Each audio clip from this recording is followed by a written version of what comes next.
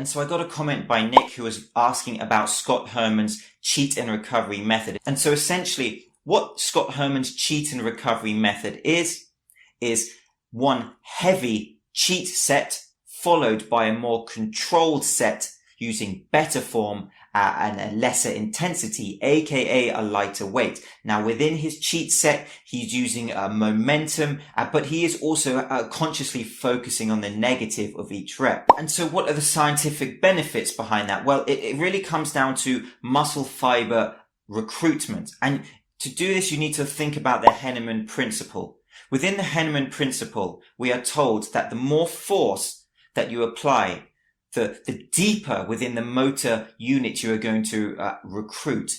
So, for example, if we use a lightweight, we are going to recruit those type 1 muscle fibers, the muscle fibers associated with endurance. If we use a slightly heavier weight, we are going to recruit the type 1, but also the type 2A muscle fibers. Then if we use a much larger force, use a much heavier weight, we're going to recruit the type 1, the type 2A, and then the type 2X muscle fibers. The type 2X, which are really associated with these extremely powerful explosive movements. Now, we all have different muscle fiber dominance, and that's genetic. And so that will influence whether we have the potential for more power type exercises, sprinting, or whether we're more type 1 dominant and we have that potential for more endurance based activities such as long distance running. Now, your muscle fiber dominance will also depend on the muscle group. For example, your hamstrings, generally speaking, will have a higher dominance of type 2 muscle fibers due to their function in running and sprinting, whereas a muscle group such as the soleus will have a larger distribution of type 1 muscle fibers.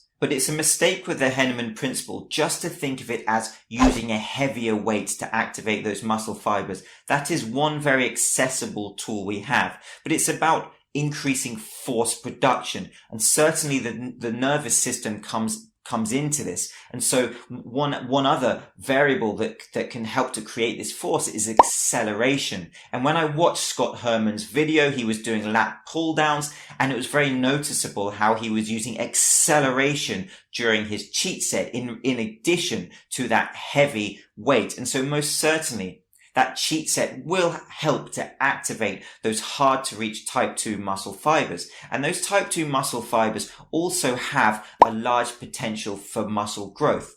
And I like to think of it as that cheat set, bringing those muscle fibers online, recruiting them, and then the subsequent controlled repetition set, creating those adaptations within the muscle. And this protocol is very similar to pyramid training. Pyramid training where you have an exercise and perhaps many sets of that exercise, and you'll change your rep range from set to set, therefore allowing you to use lighter and heavier weights throughout one exercise. And I like to use a descending ascending pyramid, but again that's for another video.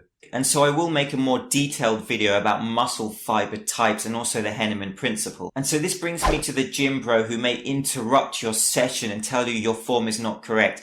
You know, sometimes people don't know what your programming is. Sometimes people are consciously putting cheat reps or cheat sets or partial reps within their training. So most certainly from my point of view, I just think we should leave people alone in the gym and just let them train. But it's vital when thinking about methods such as this that we view training long term. We don't just view training as a 3-month block, a 1-month block, a 6-month block. We think of our physical fitness journey over our active lifetime, many, many years, 1 year, 5 year, 10 years, decades.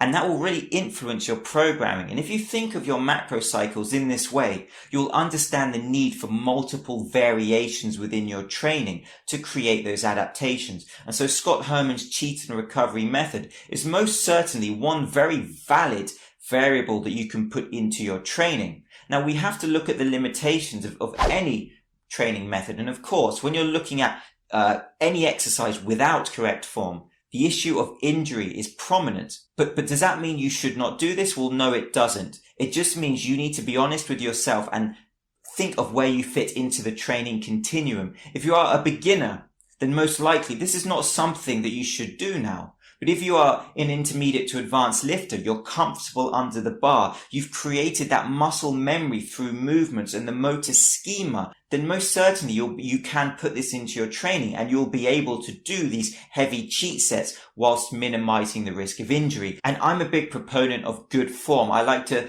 focus on repetitions with the conscious stretch to activate more motor units, the conscious peak contraction, also working on different tension points by manipulating the strength curve.